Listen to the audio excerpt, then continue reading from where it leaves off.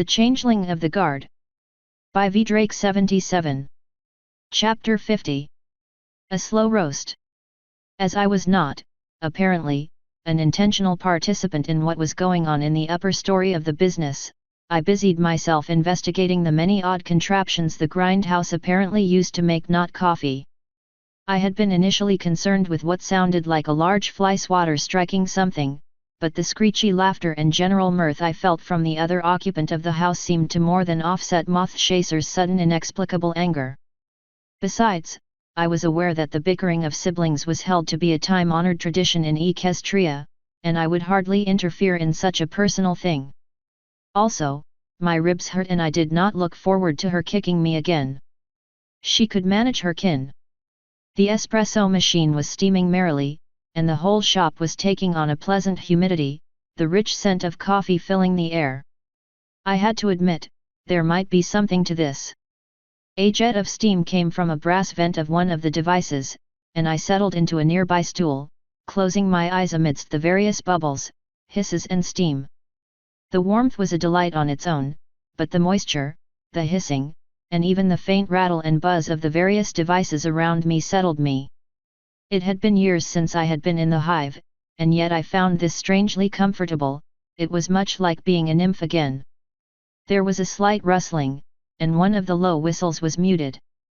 "Wow, you are tired. No wonder Mothy was worried about you.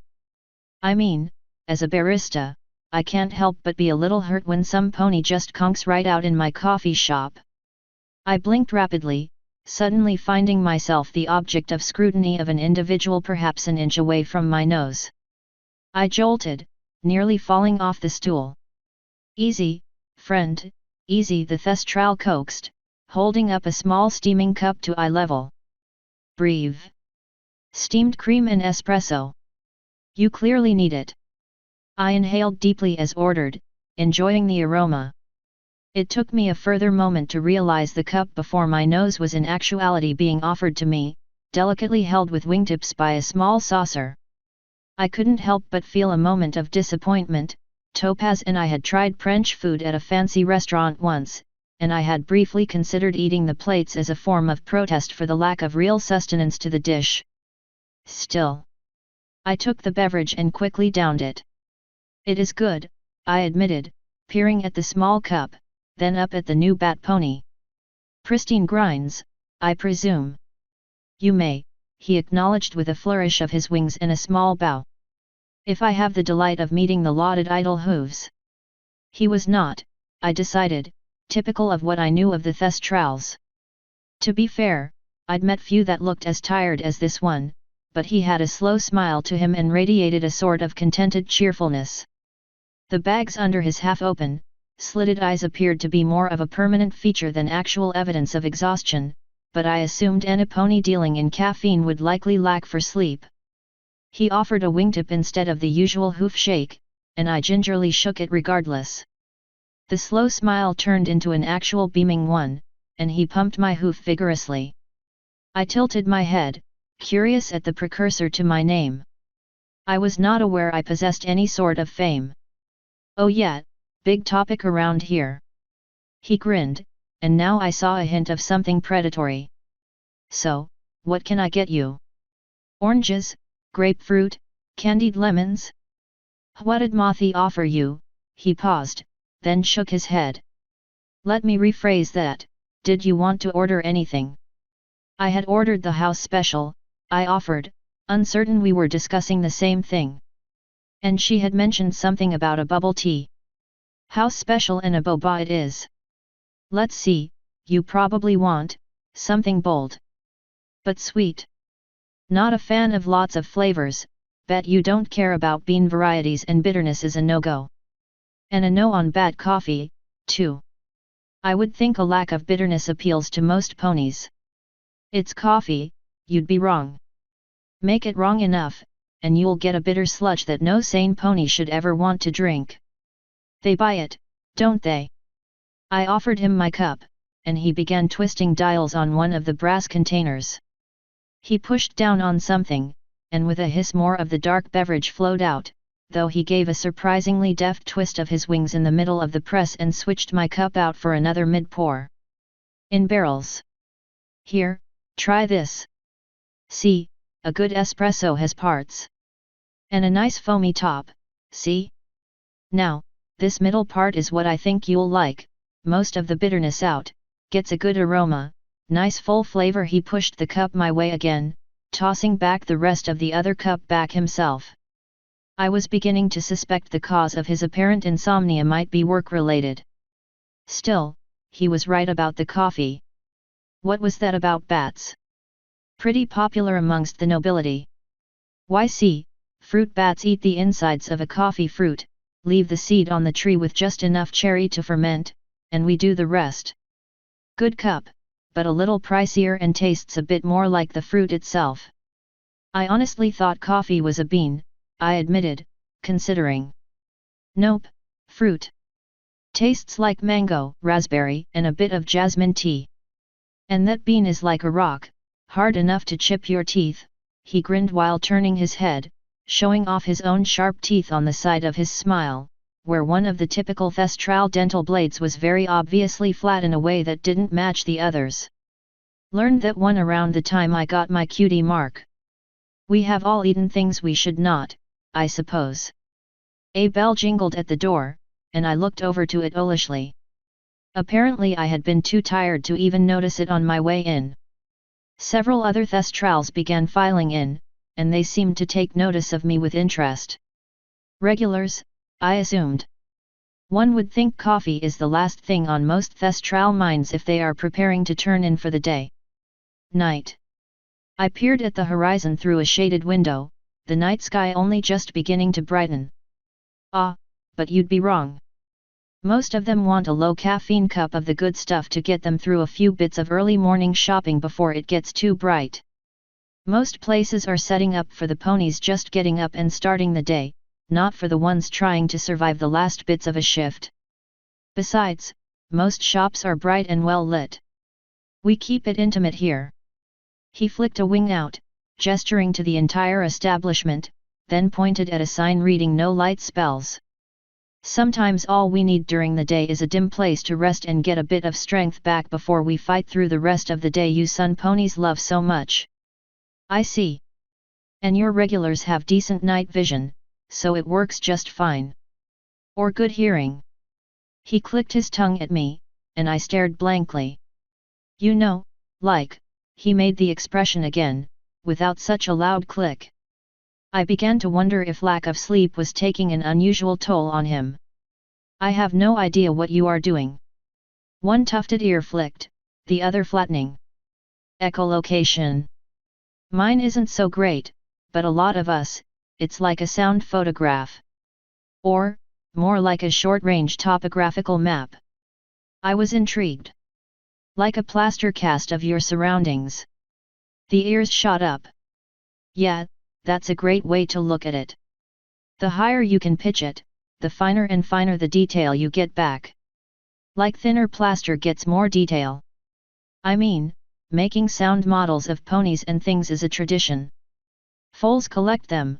A master crafts pony can give you something that looks like a block but sounds like a pony. Fascinating. Perhaps we should bring more Thestrals into the day guard. A talent like that would likely enable them to pick up on certain details the rest of us could miss. I wondered idly if I could learn to mimic such a skill. The idea certainly interested me. Hey! Could work.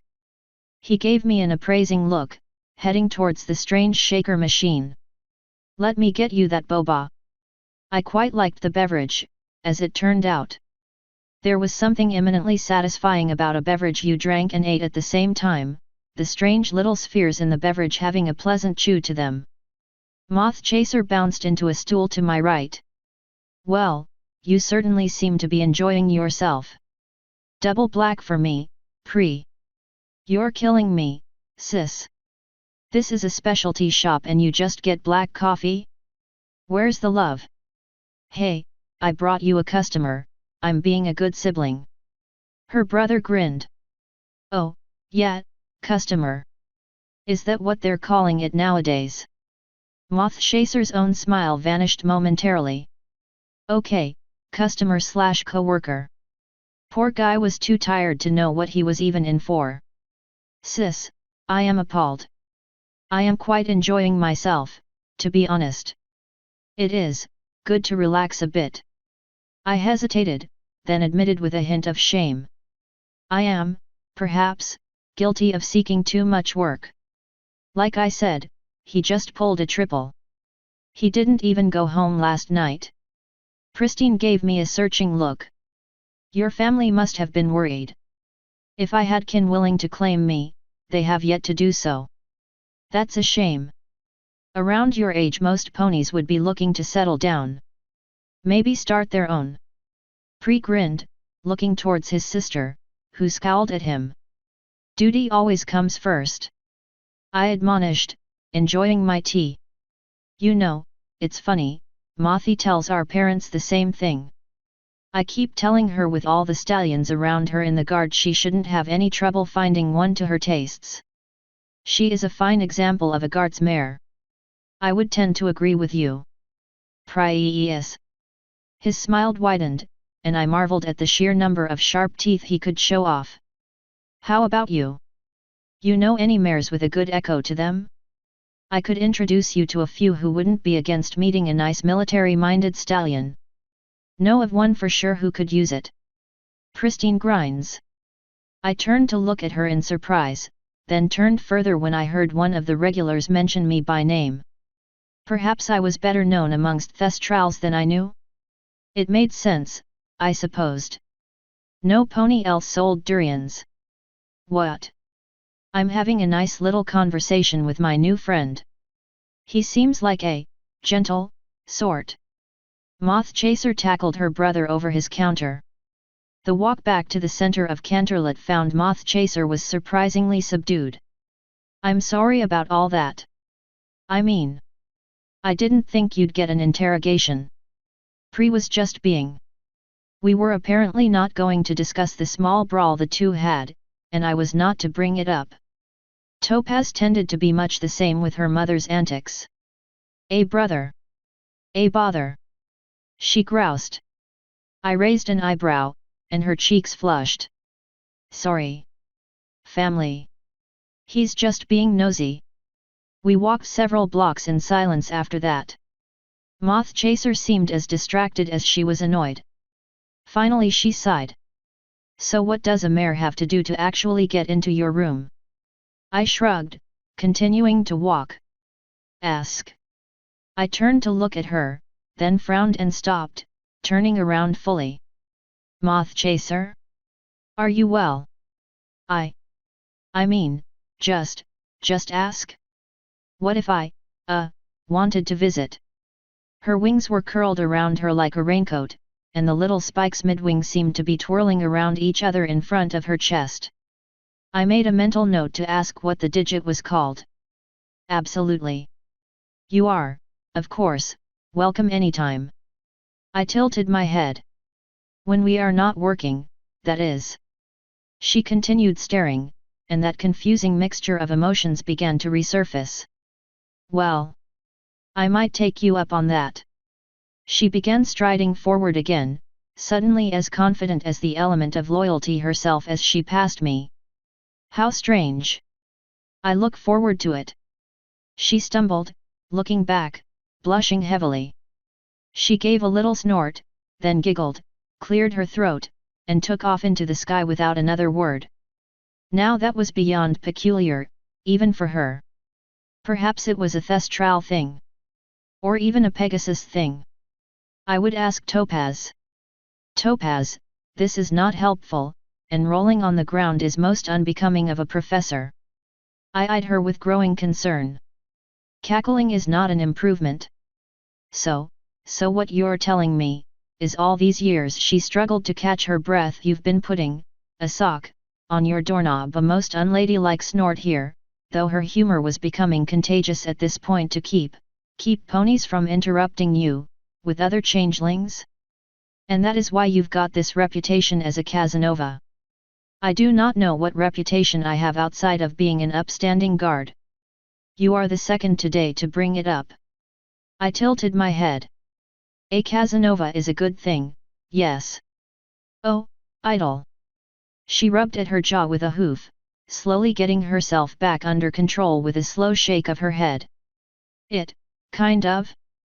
Look, the sock on the door indicates you don't want to be disturbed, yes. 4 reasons. I motioned her to continue, still not getting her point. Reasons such as desiring privacy with a companion, yes. I swear, it's like you're doing this on purpose. Reasons such as desiring privacy with a companion for intimacy, idle. But that would be literally dozens of ponies. Male and female. Over the period of a decade, I protested. She nodded, too vigorously. Yeah, it would. Ponies just lining up at your door. Waiting for it. The mare wiggled her eyebrows suggestively, and I was again reminded how often she spent time with Princess Cadance these days. Far from amused, I was aghast. I am suspected of lewdry. Suspected? Idle, you've apparently been socking your doorknob for years. You're a known ludist. I stared, horrified at this misconception. I was not to do this thing, and I had been flaunting the exact opposite. But what does that have to do with Moth Chaser? You invited her to your room, idle. I did, yes. But how does that relate? She expects you're going to tie the sock. But she is not a changeling, why would I stopped, understanding finally setting in. What? A wing laid on my shoulder. She's been hitting on you for years, idle. Moth Chaser has only ever struck me lightly, I insisted, uncomfortably shrugging off the wing. I did not like this teasing. The look the golden Pegasus gave me was withering, and I tried not to fidget. You know exactly what I mean. I shook my head. Yes, but I believe you are ludicrously wrong. Based on Moth Chaser being an upstanding pony with no interest in lewdry. I stated, feeling justified in my pride in defending a fellow guard's pony. Topaz's breath came out in a wheeze before she fell over again, laughing all the harder. My concern grew. Author's note. Heya folks, hope everyone's still enjoying things. I'm going to try to post more often this year. We're pretty rapidly approaching things getting a little more interesting. Once again, if you like the FIC and want to support me, feel free to toss a buck in the hat. Thanks once again to all of you. If you're interested in a live reading, hit up Equinox 3141 on YouTube. And if you want to pop over to the Discord server and say hi, well, here you go.